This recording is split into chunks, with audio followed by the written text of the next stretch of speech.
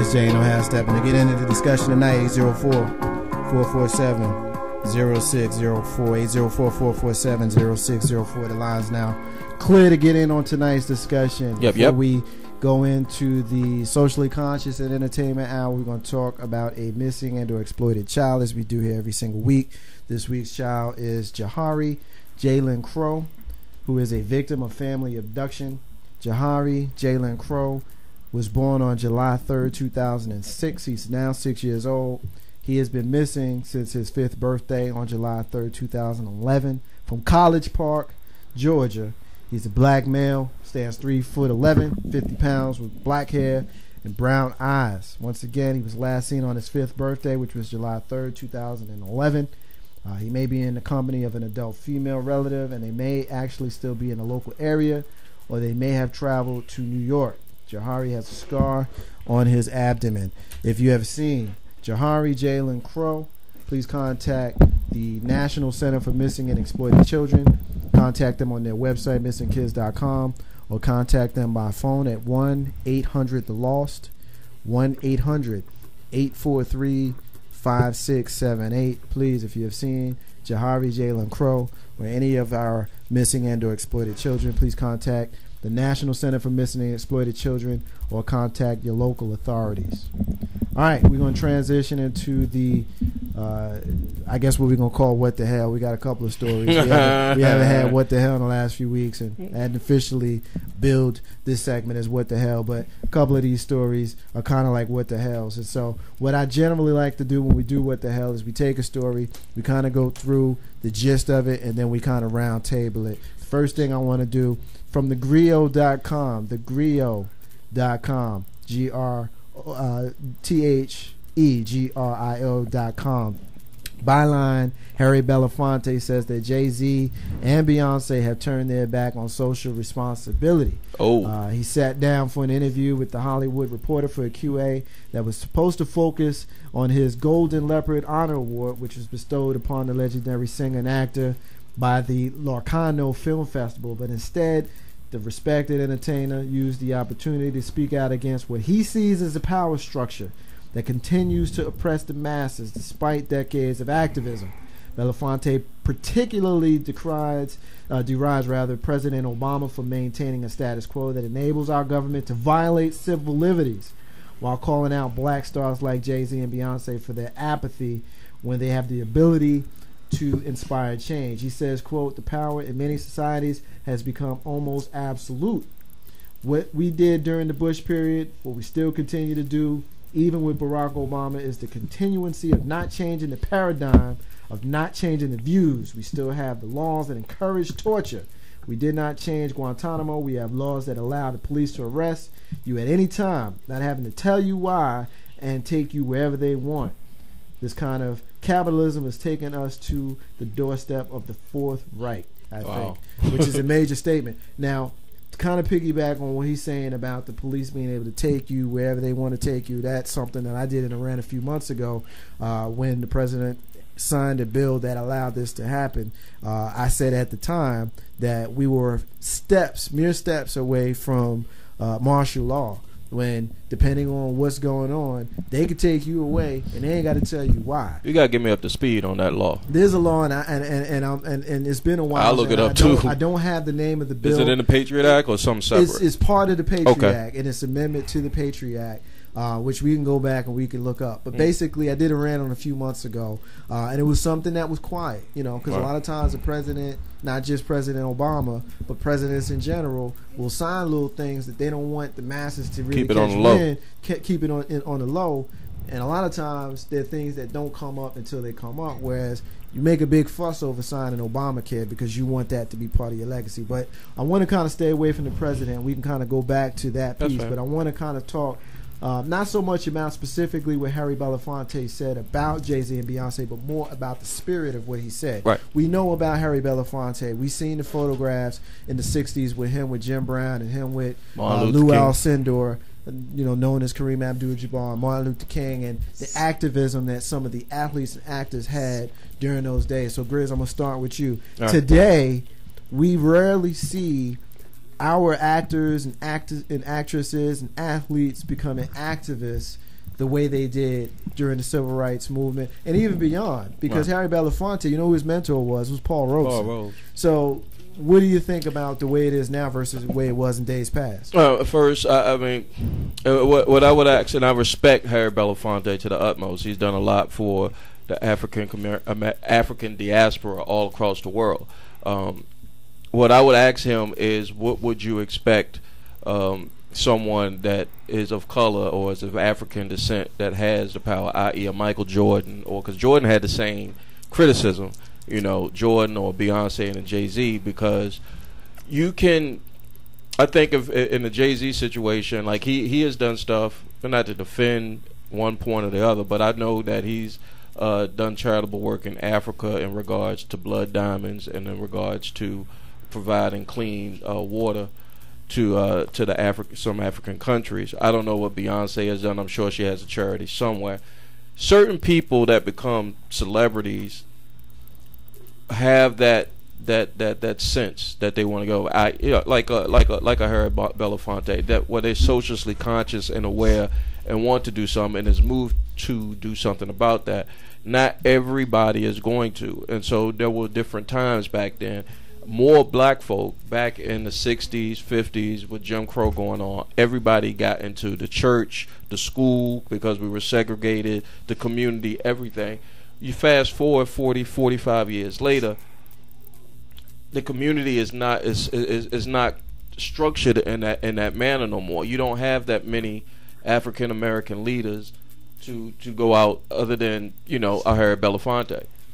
Yeah, I think I'm going to say something that's very controversial. Good. I want we like. But when I was in college at Clark Atlanta, I had a professor who marched with Dr. Martin Luther King, and he was telling us about someone that he knew who had also participated in the civil rights movement. I can't recall exactly who he was speaking to, but he was saying that this person said to him, one of the worst things that ever happened to us as African Americans in this room is that we became integrated. Because we lost our unit. There's no unit. So, as you were saying, in the 60s with Jim Crow, from slavery on up, we had to struggle, we had to fight, we had to stay together, you know. And so, I think there were so few of us who actually had means, major means, to make a change and have our voice heard, though they had to stand up because there were so few Harry Belafontes and others that had that means. Well, now you have a lot of us who, they may not be millionaires, but somewhere in the six figures, they're influential, your Oprahs, your Jay-Z's, you know. And so what he's saying is, okay, I need you to grab that spirit we had because our community is declining and no one is doing anything. But are we under the same circumstances that we were 20, 30, 40, 50, 60 years ago?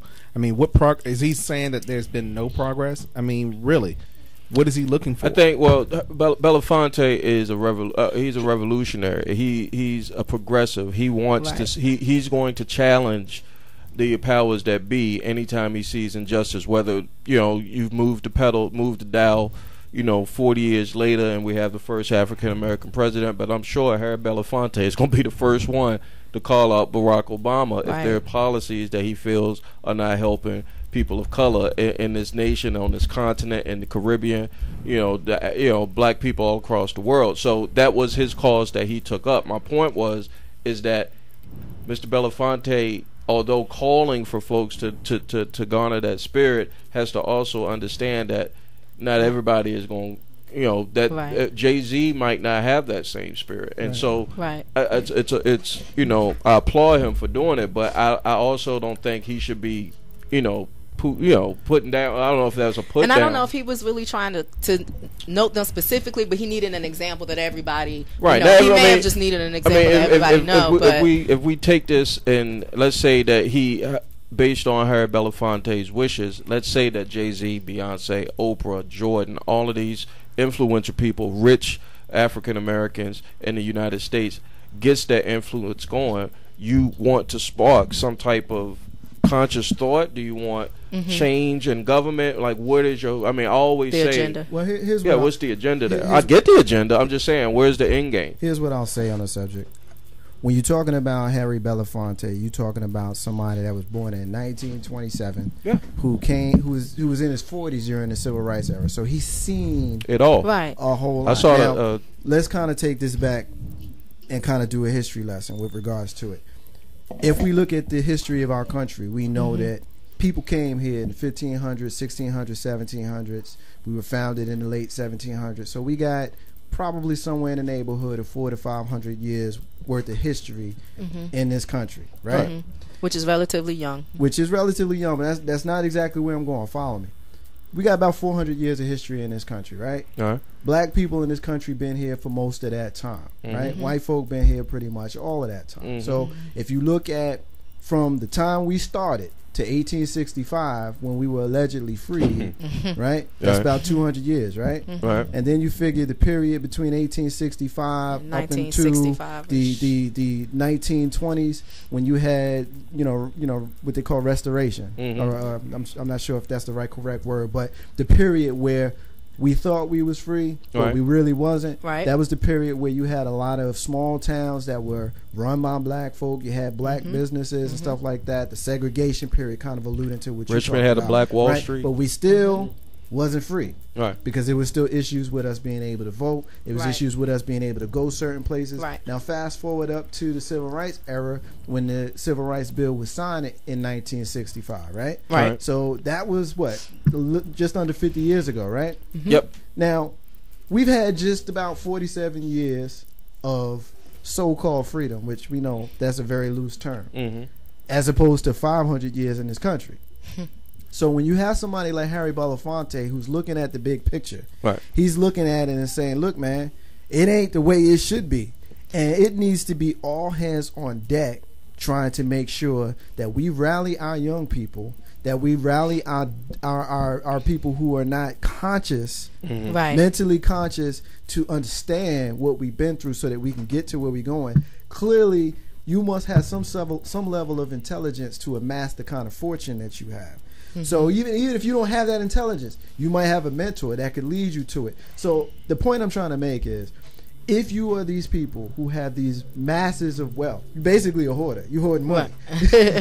Where are you with regards to the revolutionary spirit to help the people that weren't able to come out of the Marcy projects or out of the hood in Houston, Texas, like J&B did? Now, I'm not attacking them, but I'm looking at a greater picture. Now, we know that some of these folks probably do things in their neighborhoods. They probably do things that people don't know about. But Harry Belafonte is coming from a perspective where we all know that photograph. We've seen that photograph. Harry Belafonte was... You know, we talking about the photograph where he's sitting there with Kareem and Bill Russell, where we had the top level was followed. of black... We talking about the black athletes and black actors and thespians who were on the front lines. And these are the people that the people watch and follow and look to for guidance. Now, Charles Barkley said, I'm not a role model, but you are a role model because people are watching you. People. No, I was just going to agree with what you're saying. They are still the people that we look to, the LeBrons, the Kobes. You know, they're still the people that we look to. And I guess, or I think his point is, you have this, I don't want to say power, but authority. Platform. To what degree, though? Like, I mean, to what degree? We will wear anything Jay-Z put on his body. No, when I say to what degree, whose fault? That's not his fault. No, it's not his fault. No, it's not his fault. But at some point, there are people. Take myself as an example. As You're a white teacher, T-shirt somebody. Shut up. But as a teacher, I wish my platform was more than the 24 kids that's sitting in my classroom. Right, you need more to. Right. But it's not. So I'm looking at that and saying, come on. If I could reach millions at a time. But you know what? Kind of piggybacking on what Carlton said and what's real talk. And I learned this from watching Michael Jordan coming up. These cats ain't trying to mess with their pockets. No, they're not trying to mess with their pockets. And when we talked about hoarding, you know, they hoarding money. They hoarding money and taking a stance and putting your face out there and saying, you know, voter registration and voter suppression is wrong.